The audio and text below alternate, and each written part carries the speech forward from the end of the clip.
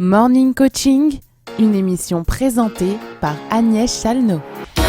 Bonjour, je suis Agnès Challenot et je suis coach certifiée dédiée aux entreprises. Dans mon émission Morning Coaching, je vous donne des outils pour améliorer votre quotidien. Aujourd'hui, je reçois Johanna Barraud-Anna. Bonjour Johanna. Bonjour. Alors Johanna, vous êtes fondatrice de CLS Coaching et Théâtre et je cite votre site internet. CLS Coaching et Théâtre accompagne les organisations sur des enjeux essentiels, la diversité, l'inclusion et la communication. Vous avez exercé pendant plus de 10 ans des fonctions RH en entreprise et dans le même temps, vous décidez de traverser l'Atlantique à la voile. Vous pratiquez votre passion qui est le théâtre et vous créez en 2021 la compagnie Les Sardines. Sacré programme, Johanna. Vraiment. Et vous êtes responsable aussi à Marseille de l'antenne du Curiosity Club, un espace dédié aux femmes, avec des rencontres d'actrices économiques, culturelles, scientifiques, entre autres.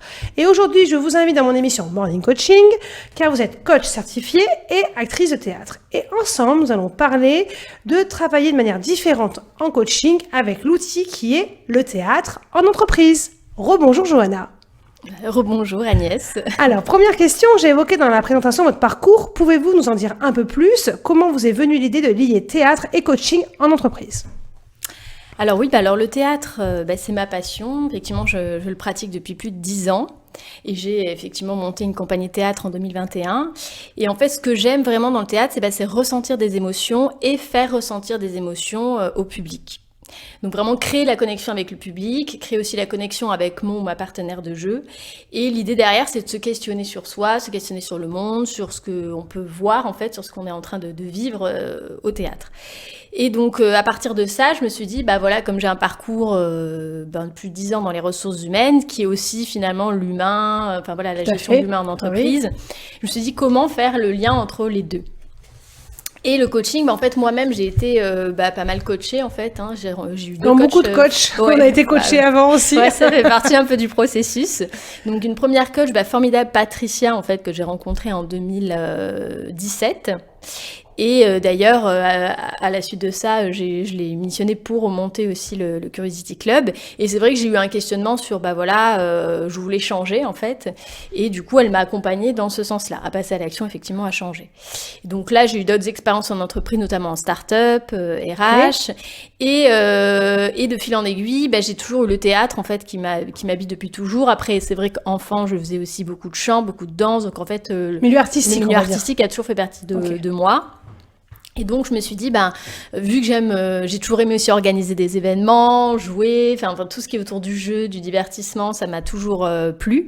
Et donc, je me suis dit, ok, pourquoi pas au début faire team building théâtre. Donc, c'est comme ça, en fait, que l'idée est venue. Première étape, c'est le team building. C'est ça. Et du coup, j'ai fait une autre rencontre d'une coach, donc Agnès, Anne, pardon. Agnès, c'est toi. Anne, c'est Anne Angebeau, qui m'a, en fait, aussi, pareil, aidé à avoir le déclic de passer à l'action et d'entreprendre. Et donc la première offre que j'ai conçue, c'est donc en gros la cohésion d'équipe en utilisant le théâtre et l'improvisation théâtrale. Et par la suite, je suis passée plutôt sur le modèle CNET en entreprise et aussi formation. Alors du coup, avec cette demande d'entreprise, c'est des thématiques récurrentes qui viennent. Alors, les thématiques que je suis amenée à traiter de manière récurrente, alors généralement, sur tout ce qui est CNET, théâtre, spectacle en entreprise, ça va être beaucoup le sexisme ordinaire et les violences sexistes et sexuelles au travail. Donc ça, c'est un sujet qui revient assez souvent. D'accord. Voilà. Après, j'ai aussi pu intervenir autour du handicap invisible, notamment à chaque année, il y a la semaine européenne pour l'emploi des personnes en situation de handicap. Donc souvent, c'est une semaine où il y a des interventions qui sont proposées et le théâtre a un bon outil, le théâtre-spectacle en fait, pour sensibiliser et amener un autre regard en fait sur ces situations-là. Est-ce que vous pouvez nous expliquer concrètement comment ça se passe à nos auditeurs et auditrices, comment ça se passe en entreprise, comment se déroulent les ateliers avec vous et votre équipe? Alors, donc les ateliers, donc en gros, il y a trois offres. Donc la première offre qui est théâtre, on va dire spectacle, que j'appelle théâtre forum, où là, en fait, c'est sensibiliser un public, donc à des sujets autour, par exemple, du sexisme ordinaire ou du handicap invisible. Et donc, c'est 1h15 avec un public de 30 à 50 personnes. Idéalement, 30 personnes, c'est bien pour favoriser les échanges. Et durant cette 1h15, on va avoir 3 scénettes qui durent entre 3 et 5 minutes, suivies d'un temps d'échange avec le public, où là, vraiment, c'est partager, permettre au public de s'exprimer sur son ressenti, libérer la parole, partager leurs anecdotes toujours un qu'ils ont pu échange, c'est vivre. pas que dans un sens. C'est vraiment, il y a vous avez la scénette, vous jouez une scénette, et après, la réaction du public. Exactement. Et c'est ça qui est le plus important. Oui. Finalement, la scénette, c'est un support à l'échange. Ok, tout à fait. Voilà, donc elle est construite de façon à ce que derrière ça suscite une réaction. Est-ce qu'on vous dit, par exemple, en amont, il y a un entrepreneur, un directeur ou un manager qui vous dit, vous savez, on a un problème de telle personne, il est comme ça, est-ce que vous pouvez jouer une scénette qui est un peu comme ça? Vous avez un peu des pistes ou non? Alors, c'est général. Effectivement, moi, quand je recueille le besoin, je vais en fonction de la situation, de l'objectif, effectivement, il peut y avoir des anecdotes, des situations expliquées. Par contre, l'idée, c'est de pas du tout utiliser le théâtre pour pointer un comportement spécifique d'une personne. Non. La chance que non, pas du tout. Oui, il est méchant avec moi. Non. Là, du coup, c'est plutôt décaler, transposer une situation dans un autre contexte pour ensuite faire le lien avec leur contexte. Et l'idée, c'est en fait, l'idée, c'est vraiment de réfléchir sur les comportements humains. Personne n'est parfait. Donc, il y a des personnes qui ont des comportements parfois qui peuvent perturber d'autres personnes ou des comportements inappropriés ou des comportements, qui sont effectivement pas acceptables. Donc, il y en a qui en ont conscience, d'autres non. L'idée, c'est déjà de pouvoir se dire, quels sont les comportements qui peuvent heurter parfois, dont les personnes n'ont pas forcément conscience. Et du coup, c'est déjà la première étape. Voilà. Vous disiez, il y avait 3 manières de travailler. Du coup, il y a les scénettes et après les 2 autres. Oui, alors il y a les scénettes. Alors parmi les scénettes, il y a aussi un format qui est pas mal qu'on fait en fin de scénette, qui s'appelle le scénette un peu théâtre forum, issu de la Auguste Boal, le théâtre de l'Éprimé. C'est toute une théorie, mais moi, je me suis un peu inspirée de ce concept-là pour créer une scénette où on expose une situation un peu plus intense qu'avec les autres scénettes, en utilisant souvent l'humour ou parfois non, mais qui incite finalement le public à réagir, à vouloir dire non, je veux que ça se passe différemment. Et ensuite, c'est le public qui va nous amener des pistes de rejeu. Ah, très bien. Donc, en disant quel comportement vous avez identifié là qui pourrait être différent, qu'est-ce que vous voudriez que ce personnage dise ou fasse différemment, et donc du coup le public lui va s'exprimer en disant oui moi je propose ça, je pense à ça, et du coup on va rejouer 2 à 3 fois la scénette avec ces retours là, et du coup ce qui permet au public de voir tout de suite finalement l'impact d'un comportement différent sur une même situation. Très bien. Ouais. Est-ce que vous avez, donc il y a beaucoup d'interactions avec le public, est-ce que les salariés rentrent dans le jeu ou alors il y en a certains qui sont réticents? Alors il y a 2 sujets effectivement sur tout ce qui est théâtre, spectacle. Donc au départ, même si on leur expliquait le format, il y a toujours un petit temps de se dire qu'est-ce qui va se passer. Oui, au début. Donc voilà. Donc après tout de suite ils voient que finalement eux ils sont pas amenés à jouer, que vraiment ils sont là ils ont peur de monter sur scène. Il y a toujours un peu cette peur là. Donc au départ le temps qu'ils voient bien le fonctionnement, qu'on installe un petit peu le contexte, il y a toujours un petit temps d'observation au départ, et après quand la parole commence à se libérer, ce qui s'est lancé, il y a pas de sujet, tout fonctionne quoi.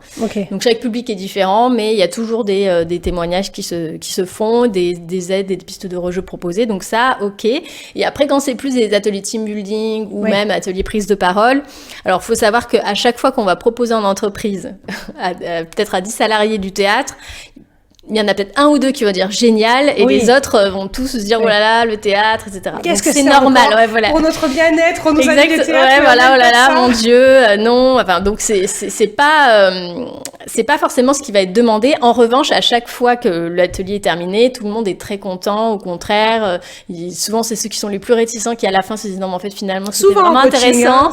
J'ai vraiment appris. Voilà, je suis sortie de ma zone de confort, j'y suis allée. Le climat bienveillant. Voilà. Donc en fait, c'est toujours, on va dire, un jackpot de faire du théâtre, même si au départ, il peut y avoir des réticences. D'accord. Vous avez donc des retours qui vous motivent et qui vous disent que vous êtes sur la bonne voie. Est-ce que vous sentez que le changement, les transformations se font en interne ? Alors, les retours que j'ai, effectivement, il y a toujours des avis Google ou des recos qui sont partagés, donc ça, qui sont très encourageantes.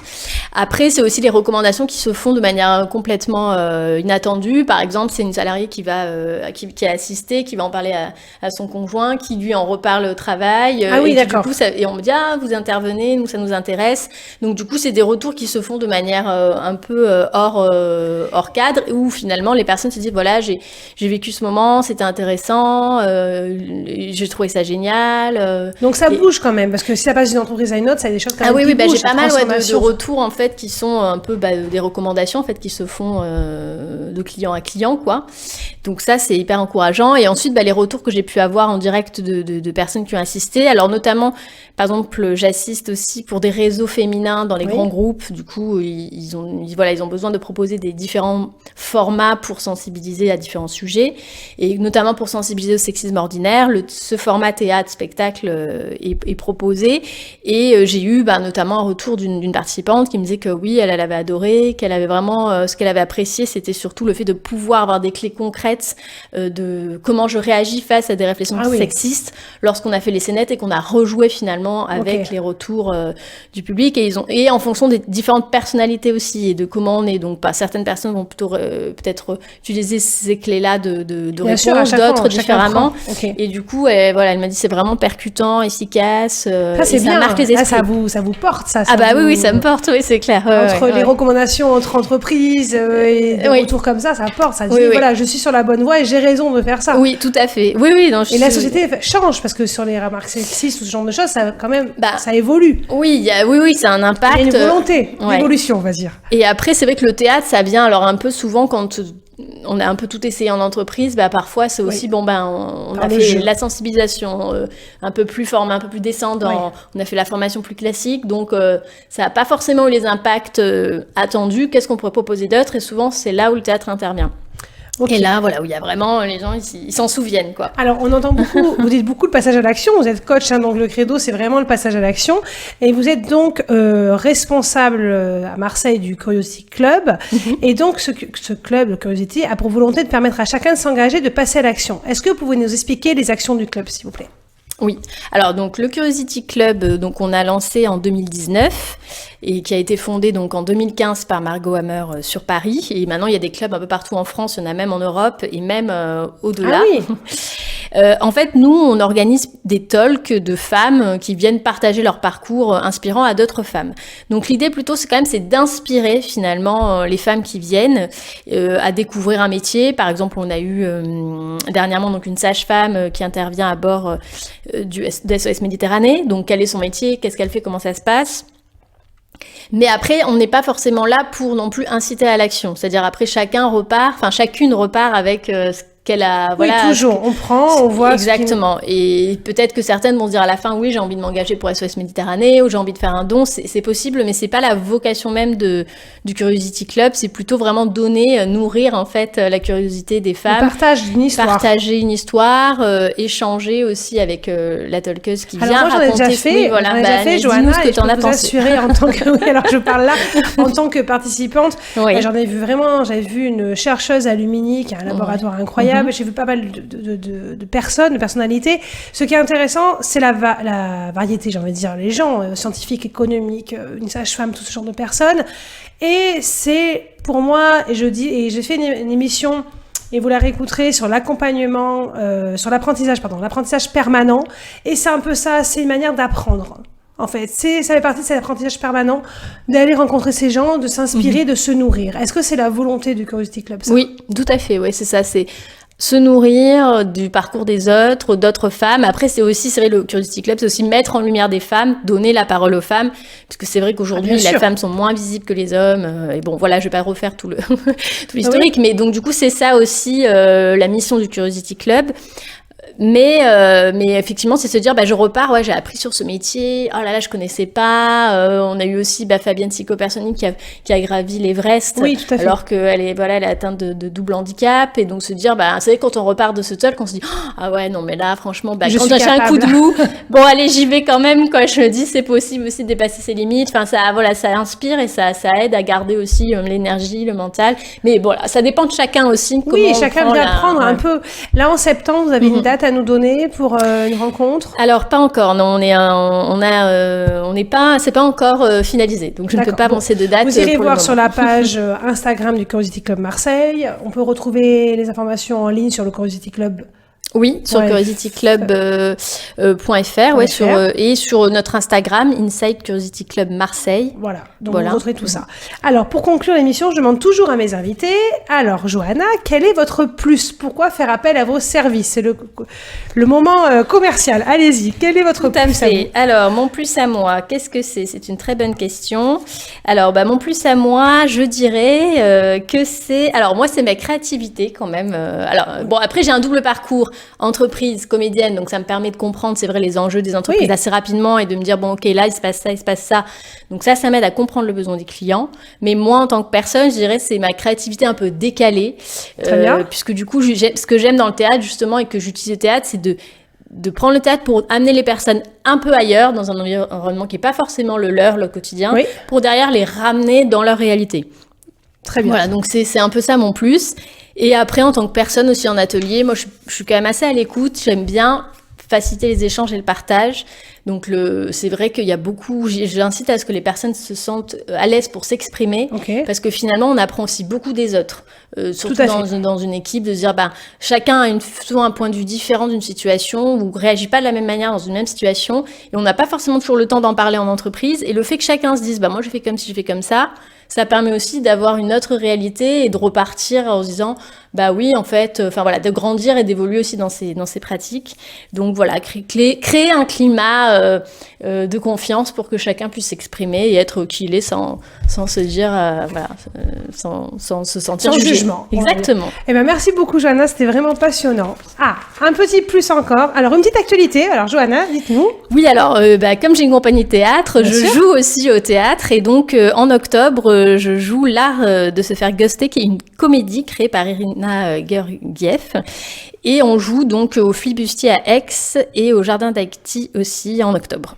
Ok, voilà. On peut trouver la réservation sur le site des théâtres, Alors, sur Instagram, sur la compagnie Les Sardines, j'aurai le lien. Et puis, sur Instagram majoritairement.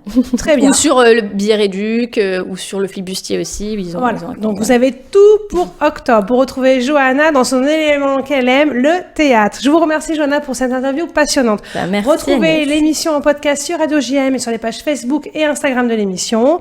Je vous dis à la semaine prochaine pour des nouvelles interviews et de nouveaux conseils inspirants. À très bientôt.